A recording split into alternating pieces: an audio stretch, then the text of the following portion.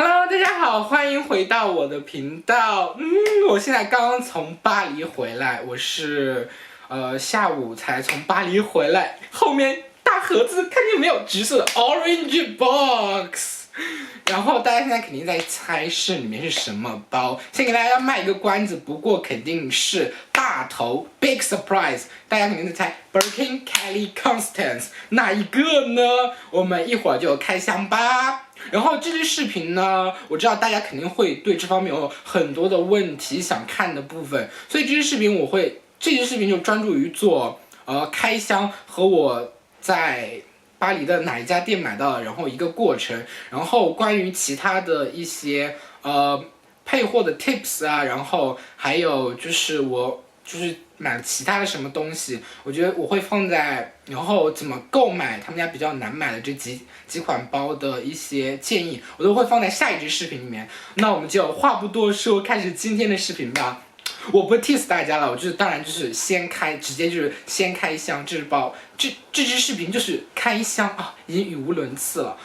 我昨天买到，然后就一直忍着要回伦敦录，因为昨天真的很累。就是一些其他的东西，我们下一个是来开。当包在这里。咚咚咚咚，那盒子现在就在我的手上啊，它好大呀，真的好大的一个盒子，整个抱住都看不到了。那就开始开吧，就开始开箱了。Fresh，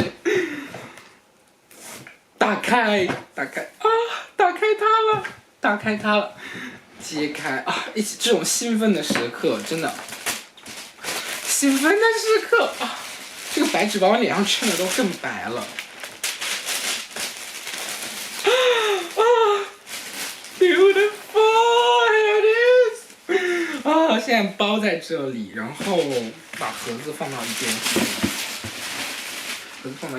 然后盒子里面还有一个皮质的保养手册，还有一个雨衣。大家看到雨衣就是又能排除一个包，就是不是 Constance， 从这个 shape 就能看出来不是 Constance， 是 Kelly 还是 Birkin 呢？话不多说，直接开始看。哎呀，系得好紧啊！把柄，手柄啊，我觉得大家从手柄就能看出来两个手柄。噔噔噔 ，It's my new bag 我的新包。然后这个是Birkin Certified， 然后 Black in Togo Leather， 然后是银扣的，所以就是跟大家讲一下是35尺寸的 Birkin， 然后是 Togo。那我们就把它打开吧，然后膜都在上面。是我自己第一次摸到这个包，我买的时候也是我第一次见到这只包，所以拿在手里面我就觉得特别的轻。就是可能是因为在我的想象里面，这只包它是爱马仕家用那么好的皮，我觉得这个皮拿到手里面应该是很有质感重量的时候，当导购抱了那么大一个盒子，你看这只包35尺寸，抱了那么大一个盒子拿出来，然后它就是拎在手里面不是很重的时候，我内心还有在嘀咕的想这个包真的轻的都有点像假包了，要不是我自己从专柜里面抱出来就是怎么弄开？然后我就把它的 feet 拿开，拿掉 feet， 拿掉就是太激动了，你看我拆的时候都已经迫不及待了。它是把盖子盖上的话不是很好看，所以就是大家都喜欢把盖子放到最后面嘛，那样比较 casual 一点。我把它盖到后面，把盖子盖到后面，拿给大家看。然后包的里面就是 paper， 就是 bubble wrap， 就是放到旁边。包里面有锁，先把它这样子，我先这样子给大家看吧。怎么没放到后面去？我也是第一次摸到这个包，自己还没有太搞清楚这个包，在我店里面看到的时候，它就是这样真好美啊！让我看着它一下，看一会儿它，真的是应该就是买包的，就是 top list 的，你到一定程度的 top list 的。然后包包的里部真的不是很好给大家展示，就是这边有一个 pocket， 然后这后面有一个拉链。我相信大家都已经看过 Million 的视频关于这个包包是什么样的，因为这个包它就是一个 tote bag， 里面就是 totally 就是一个皮的 tote bag，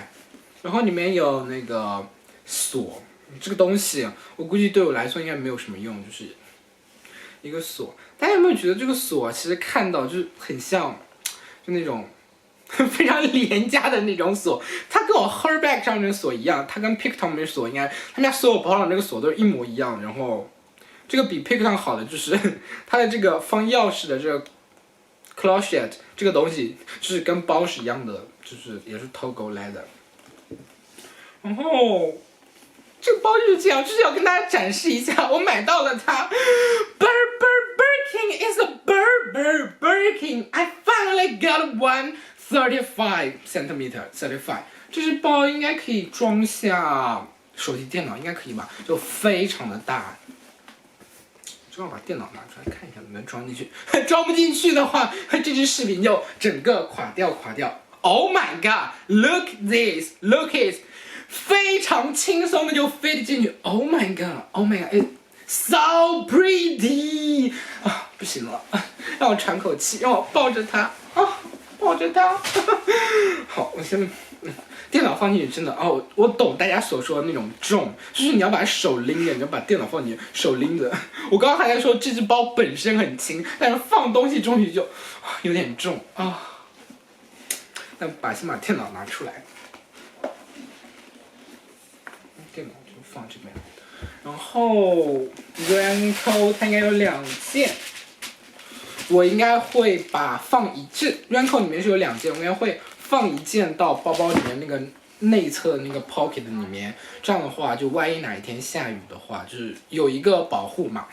然后它底下就是有4个钉子，我就特别喜欢底下有钉子的那种包，包括罗意威的那个 hammock， 我也是底下有钉子，要不然这个包的话，它的底部就很容易被划伤，整个皮就是爱惜它。啊，跟大家说了那些有的没的，就开始讲重点。大家一定非常的想知道这只包的 actually retail， 而且我要告诉大家的售价是欧洲的售价，就是法国的售价，因为我是在巴黎买到它的 Birkin 35的售价是8200欧元，然后你在爱马仕是可以退税的，不过法国的爱马仕只能退信用卡，而且只能退10%，所以这只包就是拿到手就是8200欧，再减去820欧，让我算一下是多少钱？8200欧，我当时算的时候是61000人民币。那我再看一下 ，Bear me a minute，8200减去820，7380欧。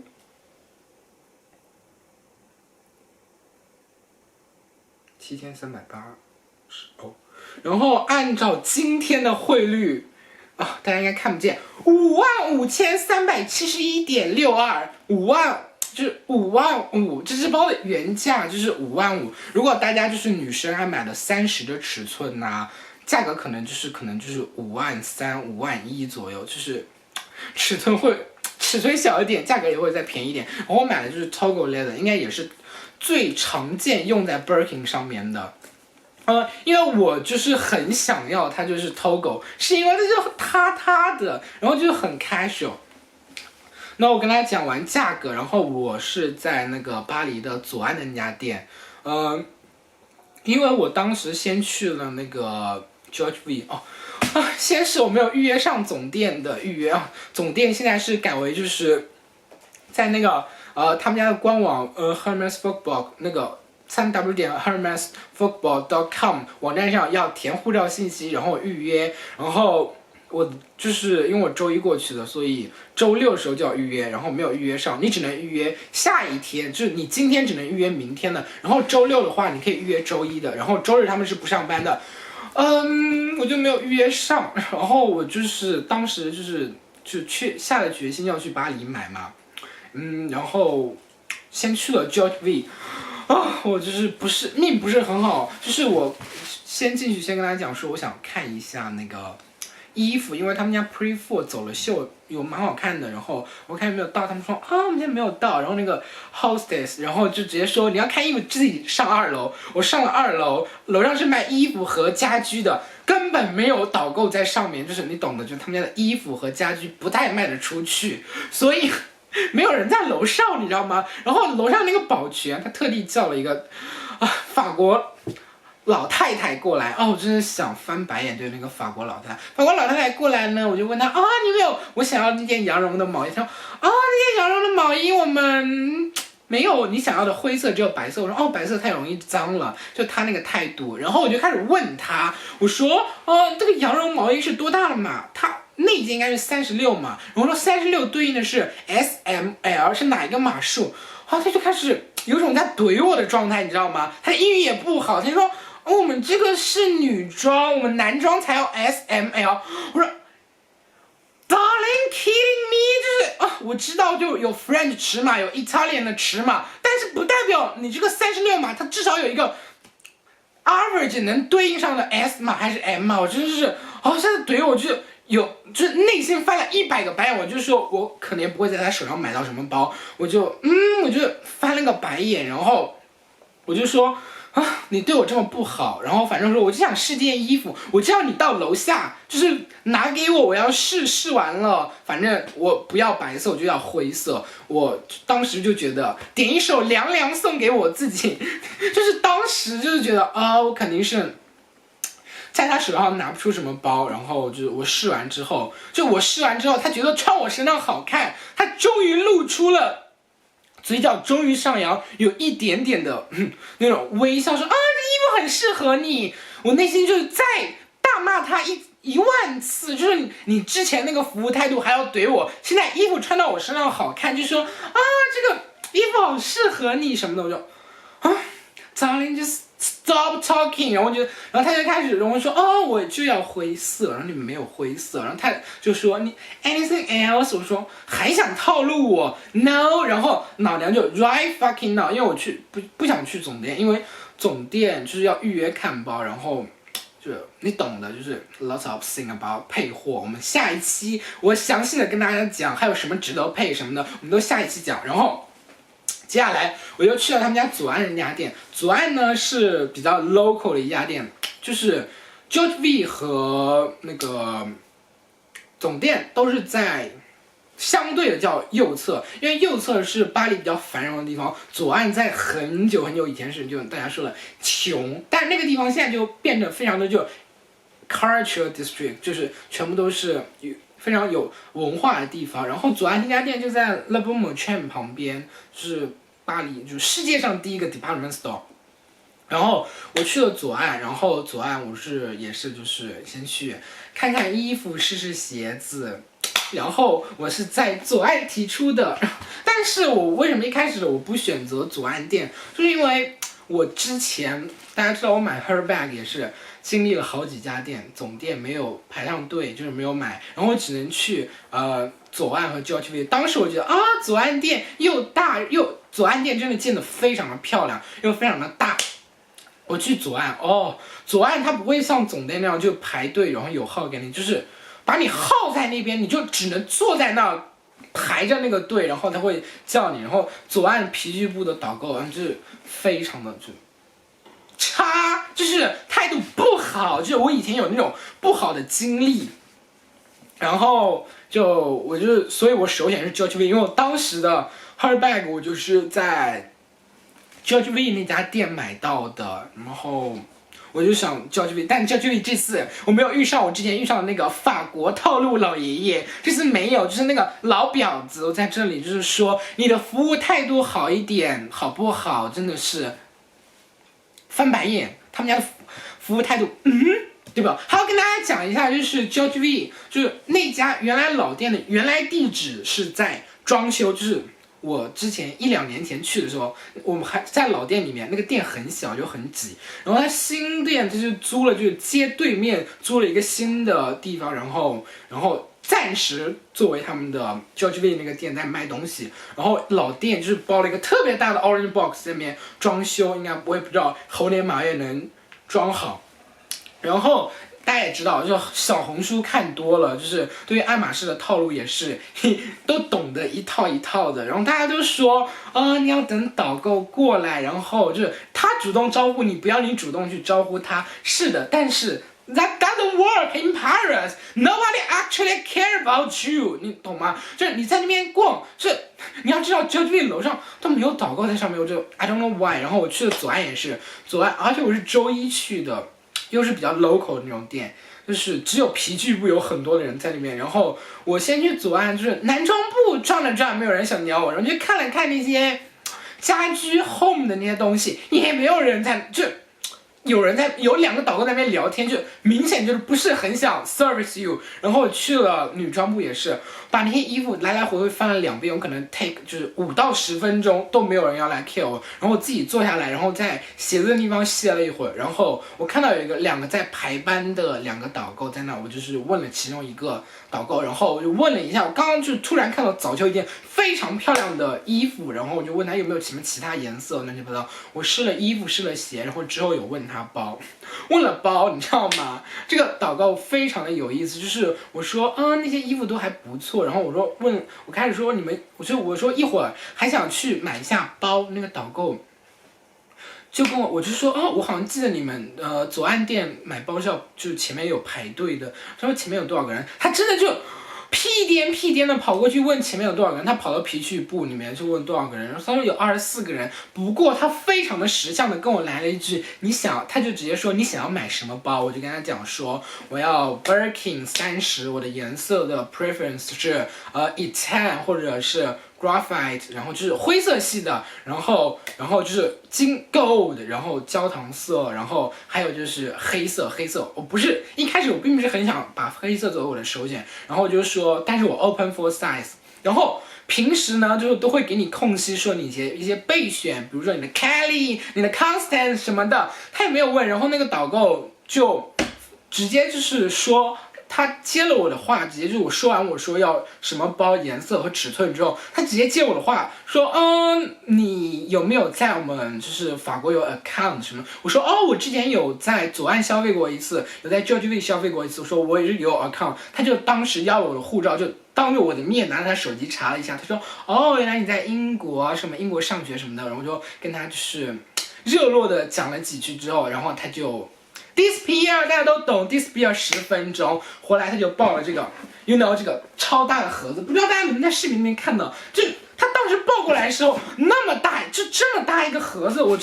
当时看到整个人就是心里面很震惊，因为我也不知道这包成什么样，我没有买之前我 literally 不知道这个包是什么样子什么重量，就是 I don't know， 我只看过照片不代表我摸过，然后它的盒子非常的大，我一开始以为他拿了一个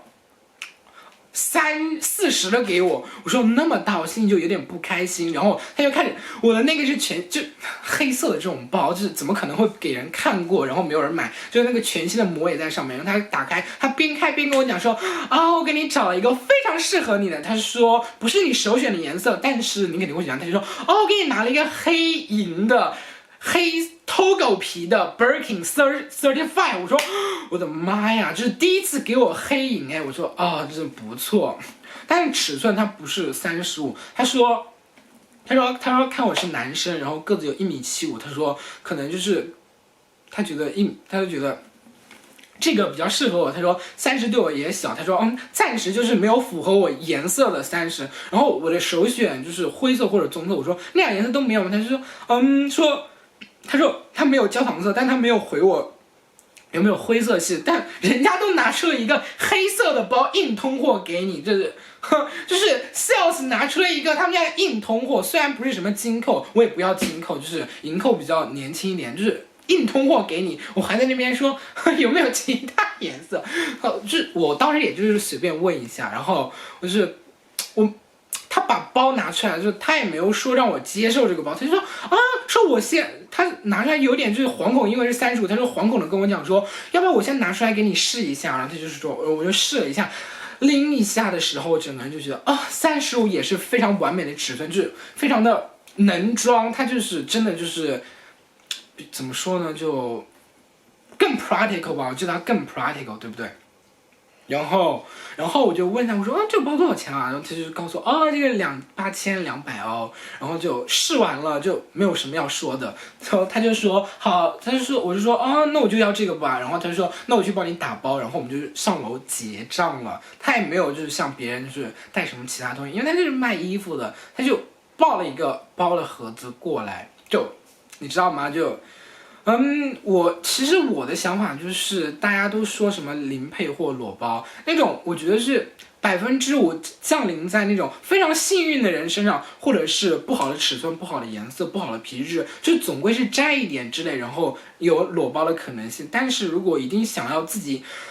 非常想要的颜色、尺寸什么乱七八糟的，就是我觉得裸包的可能性不大。巴黎又是一个游客那么多的地方，那么多游客挑出了一个5%，对不对？左岸店又不是那么容易零配货拿到包，就是我觉得与其大家就是花那个时间去等，不如看一看自己有没有其他想要的东西。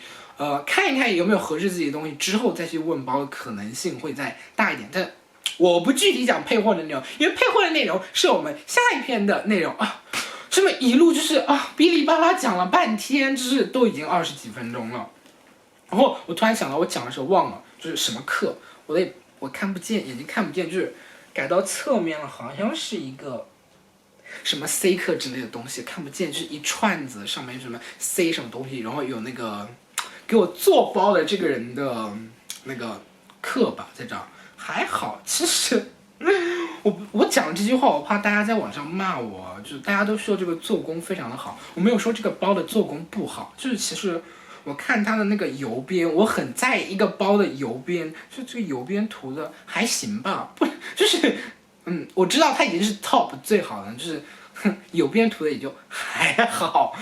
就应该很多人都想打我，就是得了便宜还卖乖这样。不过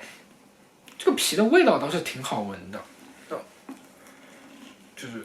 那我今天的分享就到这里。如果大家对我还买了其他的东西和配货怎么样才能买到，然后在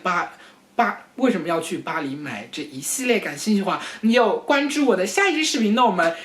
下个视频再见吧，拜，爱你们，咚咚咚。